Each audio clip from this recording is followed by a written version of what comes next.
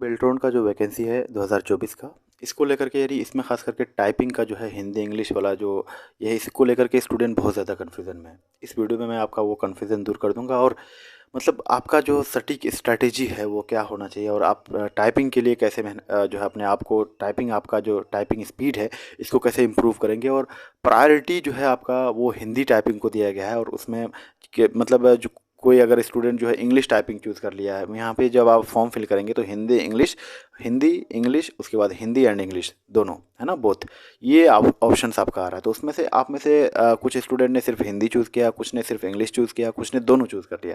ये बहुत बड़ा कन्फ्यूज़न है, स्टूडेंट इसको लेकर के कन्फ्यूज़ हैं कि क्या होगा मेरा, मैंने सिर्फ इंग्लिश चूज़ कर लिया है, अब मेरा क्या होगा, मेरा फाइनल मेरिट में नाम आएगा कि नहीं, मैंने हिंदी चूज़ कर लिया मेरा नाम आएगा कि नहीं, मैंने दोनों चूज़ कर लिया है मेरा नाम आएगा कि नहीं। ये सारे जो है स्टूडेंट के माइंड पे कन्फ्यूज़न चल रहा है। इस पर मैं बात करूँगा। उसके बाद आपका एग्ज़ाम जो है 15 मार्च जो है आपका जो है फॉर्म भरने का लास्ट तिथि है। उसके बाद आप मतलब टाइपिंग प्रैक्टिस के लिए क्या करेंगे और उसके बाद जो कंप्यूटर लिटरेसी यानी कंप्यूटर अवेयरनेस का जो आपका टेस्ट होना है 60 क्वेश्चंस जो आएंगे, इसके लिए आप क्या करेंगे इस वीडियो में हम लोग डिटेल में बात करेंगे। देखते रहिएगा वीडियो को एंड तक। और अगर आप चैनल पर नए हैं तो चैनल को सब्सक्राइब कर सकते हैं। जैसा कि मैंने कल आपको बताया था कि मैं वीडियो लेकर के आऊँगा जिसमें जो भी आपके डाउट्स हैं वो मैं कवर करूँगा इस वीडियो में। तो देखिए, जब आप फॉर्म फिल करते हैं तो उसमें आपका हिंदी इंग्लिश उसके बाद हिंदी एंड इंग्लिश बोथ ये ऑप्शंस आपको देखने को मिलता है। तो आप में से बहुत सारे स्टूडेंट ने फॉर्म फिल कर दिया है, तो उनमें से कुछ लोग ने सिर्फ इंग्लिश चूज़ किया है और सिर्फ कुछ ने सिर्फ हिंदी चूज़ किया, कुछ ने दोनों चूज़ किया है। अब आप अगर आगे से अगर आपने फॉर्म नहीं फिल किया है तो अब आपको क्या करना है। देखिए, आप बोथ चूज़ कीजिएगा, हिंदी एंड इंग्लिश दोनों चूज़ कीजिएगा। इससे क्यों? क्योंकि बोला गया है ऐसा ऐसा है कि बेल्ट्रॉन के जो एग्ज़ाम होता है मतलब बेल्ट्रॉन वाला जो वैकेंसी है इसमें जो फाइनल सिलेक्शन होता है इसमें प्रायोरिटी जो है आपका वो हिंदी टाइपिंग को दिया जाता है। हिंदी टाइपिंग के बेसिस पे ही आपका सिलेक्शन होना है। अगर आपने दोनों दिया है तो हिंदी एंड इंग्लिश दोनों, अगर आप इंग्लिश में फेल भी कर जाते हैं और हिंदी में अच्छा आपने परफॉर्म किया है तो आपका डेफिनेटली आपका मेरिट लिस्ट में नाम आएगा। क्या वो स्टूडेंट जिन्होंने सिर्फ इंग्लिश चूज़ किया है क्या उनका मेरिट लिस्ट में नाम नहीं आएगा?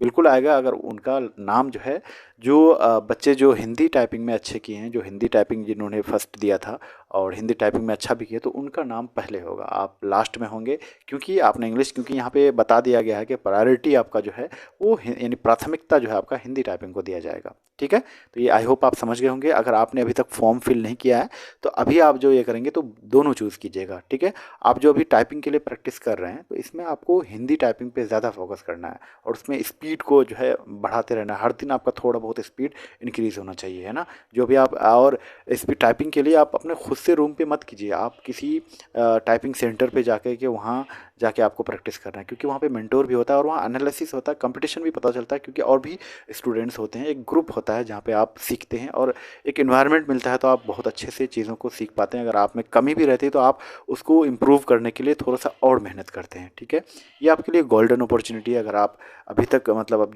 जॉबलेस हैं तो ये बहुत बढ़िया मौका है कि शायद इसमें आप थोड़ा सा एफर्ट लगाएंगे, एक्स्ट्रा एफर्ट लगाएंगे तो आपका सिलेक्शन डेफिनेटली हो जाएगा। ठीक है, आई होप जो है आपका हिंदी इंग्लिश वाला जो प्रॉब्लम था, जो कन्फ्यूज़न था, मैंने क्लियर कर दिया होगा, है ना। फिर भी अगर कोई कन्फ्यूज़न रहा तो आप मुझे कमेंट करके ज़रूर पूछ लीजिएगा, मैं वो भी आपका क्लियर कर दूंगा। ठीक है, अब मैं बात करता हूँ कि मतलब जो आपका स्ट्रैटेजी है, जैसे हिंदी इंग्लिश दोनों टाइपिंग है, मतलब एक ही तो सब्जेक्ट है, इसमें ज़्यादा परेशान नहीं होना है। पता है यूट्यूब पे जो है थोड़ा मतलब बहुत ज़्यादा रिसोर्सेज होना भी जो है ना बहुत बड़ा कन्फ्यूज़न है। सिलेक्शन नहीं, डिस्ट्रैक्शन है ये, है ना, डिस्ट्रैक्शन की तरफ ले जाता है, क्योंकि बहुत ज़्यादा कुछ अगर आप सुनेंगे तो आप डिस्ट्रैक्ट हो जाएंगे। तो मैं आपको कह रहा हूँ कि आप अपने आप पे फोकस करें और आपका जो टाइपिंग है, टाइपिंग पे हर दिन आपका प्रैक्टिस होना चाहिए, हर दिन, आज से लेकर के जब तक एग्ज़ाम ना हो जाए। और ये एग्ज़ाम आपका हो जाएगा, ऐसा नहीं कि 1 साल बाद पेपर लिया जाएगा, पेपर आपका बहुत जल्दी ही होगा। और हिंदी इंग्लिश टाइपिंग क्योंकि ये हर दिन का काम है, हर दिन करते रहना, थोड़ा बहुत टाइम, थोड़ा क्या जितना आप टाइम फिक्स किए हैं उस टाइम को देना, उस टाइम से ज़्यादा ही करना है, कम नहीं करना है। उसके बाद थ्योरी वाला जो ये पार्ट है, यानी जो रिटन एग्ज़ाम होना है, उसके लिए भी आपको पढ़ना है। इसको हल्के में नहीं लीजिएगा, क्योंकि इसमें 60 क्वेश्चन होंगे और 60 क्वेश्चन ऐसा नहीं होगा कि 60 के 60 क्वेश्चन हल वाले मतलब इजी लेवल का आएगा जो सबको पता है, ऐसा नहीं है। थोड़ा सा डेप्थ लेवल में भी जाएगा, क्योंकि 60 क्वेश्चन आना है। अगर 10-15 क्वेश्चन आता है तो ऊपर ऊपर से पूछ लिया जाता है कि हाँ आपका 60 क्वेश्चन सिर्फ कंप्यूटर का आना है। तो आप इन डेप्थ पढ़ाई करेंगे।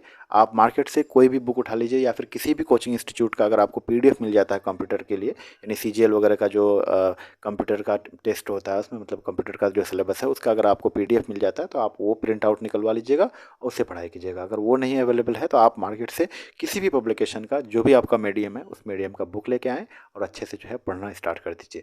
उस बुक में जो आपके MCQs हैं वो भी प्रैक्टिस आपको करना है, ठीक है। मैंने आपको जो कंप्यूटर अवेयरनेस बुक है वो भी मैंने आपको बता दिया, यानी किसी भी पब्लिकेशन का आप ले लेंगे, चाहे लूसेंट का हो, आर्यंत का हो, SPD का हो, किसी भी पब्लिकेशन का आपको ले लेना है और वो डेली करना है। टाइपिंग डेली करना है और टाइपिंग में आपको प्रायोरिटी यानी प्राथमिकता जो है, प्राथमिकता आपको हिंदी टाइपिंग को देना है, यानी हिंदी टाइपिंग को आपको जो है ज़्यादा टाइम देना है। 60-40 का आपका रेशियो होना चाहिए। अगर 60 मतलब 60% टाइम जो है आपको हिंदी टाइपिंग में देना है, 40% इंग्लिश टाइपिंग में देना है। वैसे इंग्लिश जनरली ज़्यादातर बच्चे कर ही लेते हैं, हिंदी टाइपिंग में बहुत लोगों को बहुत परेशानी होती है, बहुत मुश्किल होती है ना, क्योंकि उतना आसान नहीं है ना। तो आप हिंदी टाइपिंग पे ज़्यादा फोकस करेंगे, क्योंकि हिंदी टाइपिंग अगर आपने अच्छा कर दिया, अच्छा परफॉर्म कर दिया उसमें, तो आप टॉप लिस्ट मतलब टॉप रैंक में आपका नाम होगा, ठीक है। आई होप मैंने सारी चीज़ें आपका क्लियर कर दिया होगा। और जो भी मतलब इम्पोर्टेंट जो भी आपके मन में चल रहा होगा कि कुछ क्वेश्चन है, इस पार्ट को कैसे करना है, ये कैसे कवर करना है, आप मुझे कमेंट कर सकते हैं। ओके गाइज, मिलते हैं अगले वीडियो में। Thanks for watching.